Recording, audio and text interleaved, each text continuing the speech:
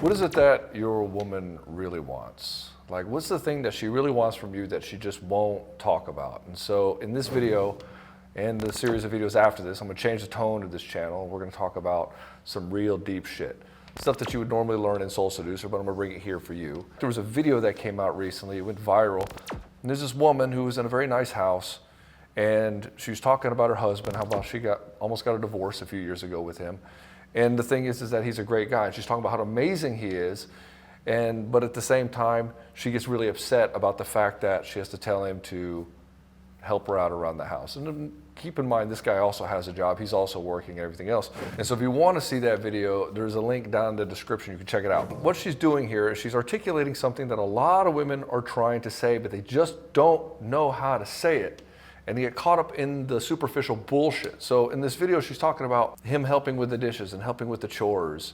And it's just another thing that she has to manage. And let's talk about this and let's break this down in this video. I'm gonna show you exactly what's going on with her so that when this is happening in your relationship and you're spinning out of control, she's upset at you because you're not helping out around the house, yet you do more and you do more, and it's this never-ending goalpost. You can't seem to get any inroad in this. And it seems like it's the end of your marriage. Stick around, I'm gonna show you exactly what the fuck's going on and how you can turn this around today. My name is Baxter, and I help guys in betrayal situations. The process of being with a woman for 50 years or a woman that you're dating is pretty much the same. For us, it's just science. Because we know the patterns, we know the solutions. It's not that complicated. You have to make a commitment for yourself. That's what it means to be in Soul Seducer program. That's what it means to work with me directly. So you can learn to handle your emotions, so you can learn to see right into a woman's soul and seduce her from within, to create this garden that she can actually thrive in. We'll get you to that place where you make the right decision for you and your chick. So the first one is she wants a guy that she can feel, like emotionally feel, not a guy that she has to manage. And so for a lot of guys, we get caught up in our duties, right? I've got my work and I work on a house or work in a yard, and I do take shit out of the top cabinet or carry heavy things or whatever it happens to be. And I have these delineated duties in my roles in the house, which is healthy. And then she'll have her own roles as well. And so typically what it lends to is she's taking care of the kids and she's cooking. And that's normal because the woman's gonna be more empathetic towards the children, and the kids will gravitate towards her because of breastfeeding and everything else. They have that bond there. That's the way it's supposed to be.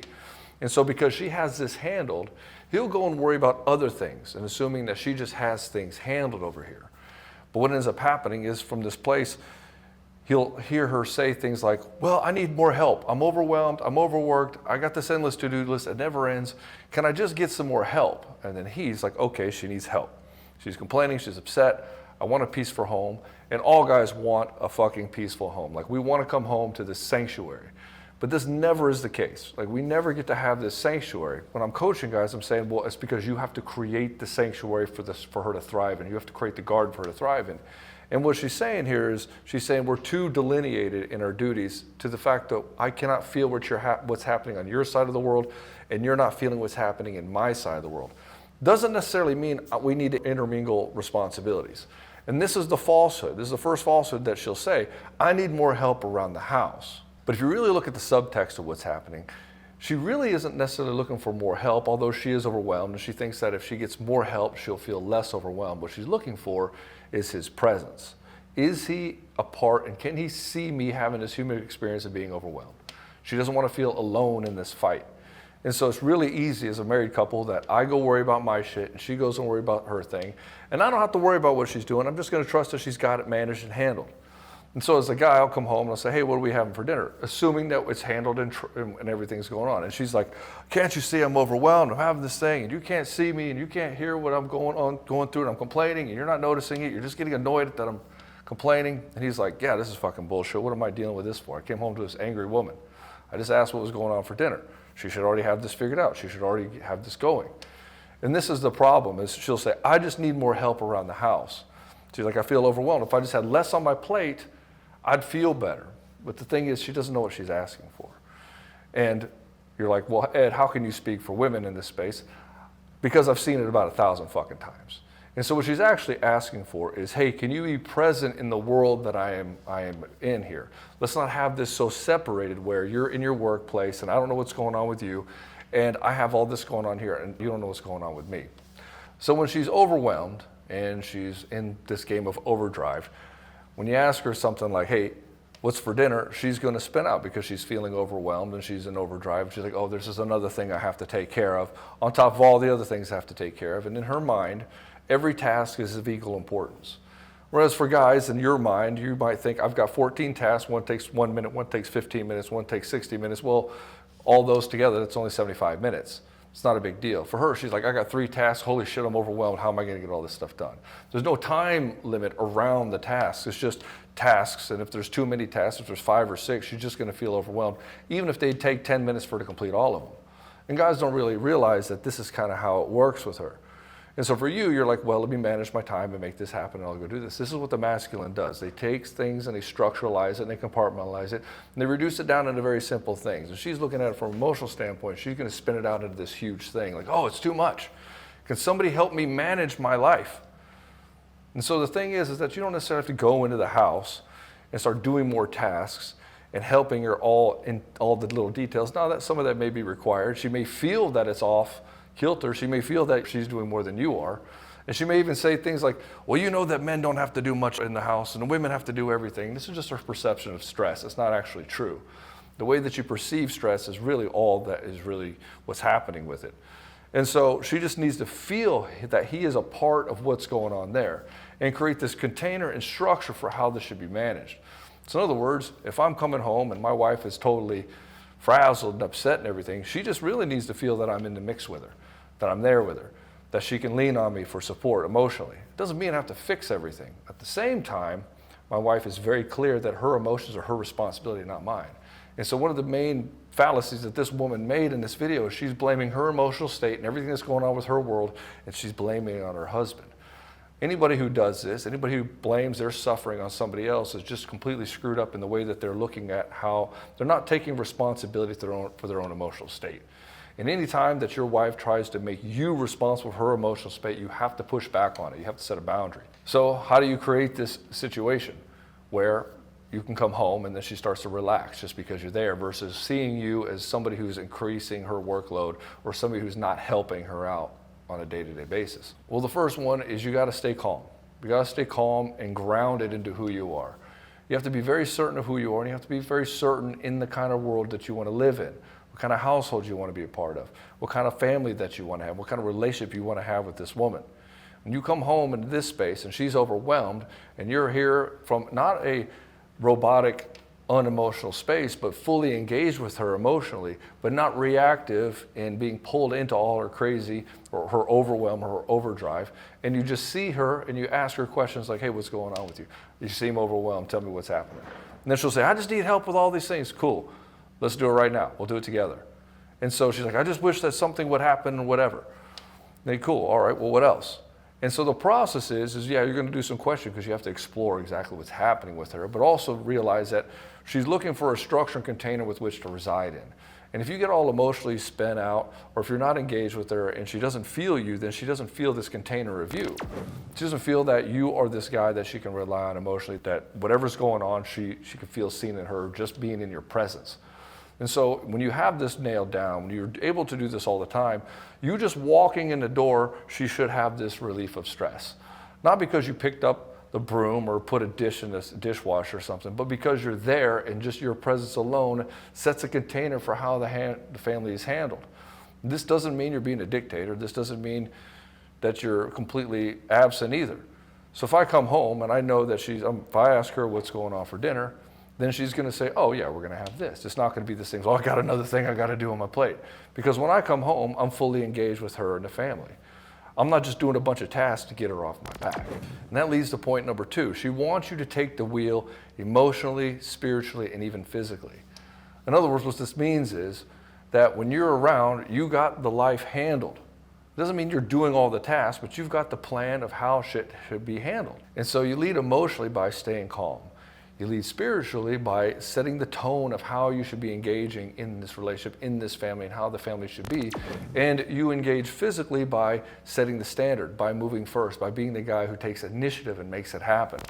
And so if I'm coming home and I see my wife is overwhelmed, I already know a whole lot about my wife. There's only a couple things that she's overwhelmed. Mostly, maybe the kids are getting a little too loud, or maybe I know that one of them is having a temper tantrum or something like this, and she's getting overwhelmed by all the emotionality of the house. So I'll come in with this calm energy and get the kids back into the mix of what we're supposed to be doing here.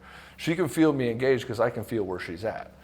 It's not one of these things like, well, I got to go do this because my wife is upset. No, not at all. I want my house and I want my domain to be a certain way, and it's of a higher standard. It's not just because I want things to be a certain way because of my preference, I'm going to be a dictator over it. It's like, no, this is the standard that we're going to reside in this household. We're going to come with calmness, we're going to come with peace, we're going to come with love.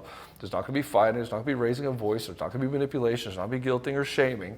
This is how we're going to operate. We're going to take responsibility for our emotional state. If I'm frustrated and upset, I'm not going to lay it on to my wife. If my wife's a little frustrated and upset, she's not going to lay it on to me and just start emotionally diarrheaing all over the place. No, that's not how a healthy relationship works. That's not how this family's going to be. And by extension, the kids will operate this way because they see this as an example, and we also curtail that kind of behavior with them. We show them how to emotionally get out of their own way so that they can actually manage their emotional states in a healthy way. And so from this place, I've created a garden essentially for the family to thrive. Why? Because that's the vision that I want for my family. This is how I want to reside in this home, and this is how I'm going to do it. Now, for some of you guys who have an emotionally or an immature wife, you're going to find that you're not going to be able to do this very well because you have not been able to do this with yourself. And so you not being able to do this with your own emotional state within yourself is all going to leak into the family. So your family is, by extension, how you're handling yourself emotionally inside. And your wife as well. So if you cannot hold your emotional state, if you get all upset, you get frustrated, you get spinning out all the time, she's going to spin out even more, which is going to turn back on you and get even worse. You're going to say, I don't understand what the fuck's going on. Everybody's on their screens all the time. Everybody's sedating with TV all the time. Everybody's drinking every single night because they can't deal with the frustrations of the children. There's no discipline. There's no anything because you don't have the emotional discipline and you are not able to lead yourself and create structure within your own emotional state. And so the third thing that your wife wants from you, but she does not know how to say out loud, or she doesn't want to say out loud because if she says it out loud, it's less magical, is that she wants to be desired, not pedestalized. In other words, your desire should never be pulled down. If you're desiring your wife sexually, always express it. Always let it be known. Do not hide yourself. Do not diminish yourself in any way in the presence of your wife. She needs to feel the full, unapologetic presence of you. And if she can't handle it, well, that's just tough titties. You have to be an expression of yourself completely, tempered with heart and humility. You can't come in like just a crazy, unhinged maniac because it's going to cause more chaos in her and in the family. But what she wants is she wants to feel your intense desire. Her desire is going to be amped up by your unapologetic expression of your desire. Now, that doesn't necessarily mean that she's ready to receive you and receive that desire. And so you have to move at the speed of her turn on. In other words, she's only going to get turned on at a certain rate. And so you can say, hey, I'm desiring you intently. I'm not going to be a horny teenager playing grab ass on her all the time because that's going to objectify her. And she'll be like, you don't really want me, you just want my body. And you're like, fuck yeah, I do want your body, but I also want you. I don't want to just reduce you down to this thing. And so you want to come to her like a man in the space of I'm owning all of my desire and I'm showing this to you and I'm not going to hide it. But at the same time, I can sit in the container of my desire because I'm not a slave to it. Most men are a slave to their desire, which is why they pedestalize their wife, because they need her to validate him, to make himself feel good about himself. If she's validating him, he feels all right. And most men chase women like this. We call this simping. When you're after this woman for validation because you don't value yourself at all. And so when you don't value yourself at all and you're coming at your wife trying to get validation through sex, which is what 99% of men do, she feels it. She's like, he doesn't really want me sexually. He needs me to make him feel better about himself. And he's coming at me through sex. And this is where she'll say, is sex all you ever think about? Because she's not actually turning her on. His desire in this space of approval seeking is actually turning her off. She sees it as weak. She sees her as having power over him. And if there's any place that your wife feels like she has power over you, it's going to diminish her sexual desire for you. Because if she's stronger than you, then who's going to protect her? She needs to feel that you're stronger than her in all avenues, if at all possible. It may not always happen, but she needs to feel that you're emotionally strong. You're not a slave to your sex. You're emotionally stronger than she is. And that you've got your shit together and you got your house on lockdown. Now she's like, okay, I know where the limits are to my husband. I know he won't put up with my bullshit. I know he wants this kind of a house. And I know that I can't really argue with it because it's the better way to have things. And if I do argue with that, that's just a reflection on myself because I don't want to deal with my own bullshit. And so what ends up happening is you as the husband, you set a standard for the family. And guys are like, well, I can't set a standard for the family because my wife will leave or she'll argue or whatever. And we have to come back to the whole thing of, well, that's because you're not willing to walk away. You're not willing to put it all on the line for what you really want in your life. And because you're not willing to do this, she cannot fully surrender into your power. She cannot fully surrender into the safety that you could provide because you're not providing safety. Everything is hinging on her and her approval and what she wants. And so she wants to feel your desire, but not be put on a pedestal. And so, my brother, those are the three things that women wish guys knew, but they just never talk about. One, can you lead emotionally, spiritually, and physically? Can you show me desire but not pedestalize me? And can I actually feel you? Not have to manage you like one of the other kids. I just need to feel you. I need to feel your structure. I need to feel your safety. I need to feel that you're there in the mix with me, not necessarily doing everything for me because I don't need to be saved. Anyways, brother, hope this is helpful for you. If you want to learn how to do this specifically in every area of your life, turn your marriage around, or maybe your wife left, maybe your wife cheated on you because she felt like she wasn't getting what she needed in a relationship. Most likely it's because of one of these three things. If you want to turn this shit around in just a few days, then check out Soul Solutions. The link is in the description below. If you like this video, hit like so other men will see it on their feed. And if you want to see more of it, obviously hit subscribe, and I'll see you in the next one.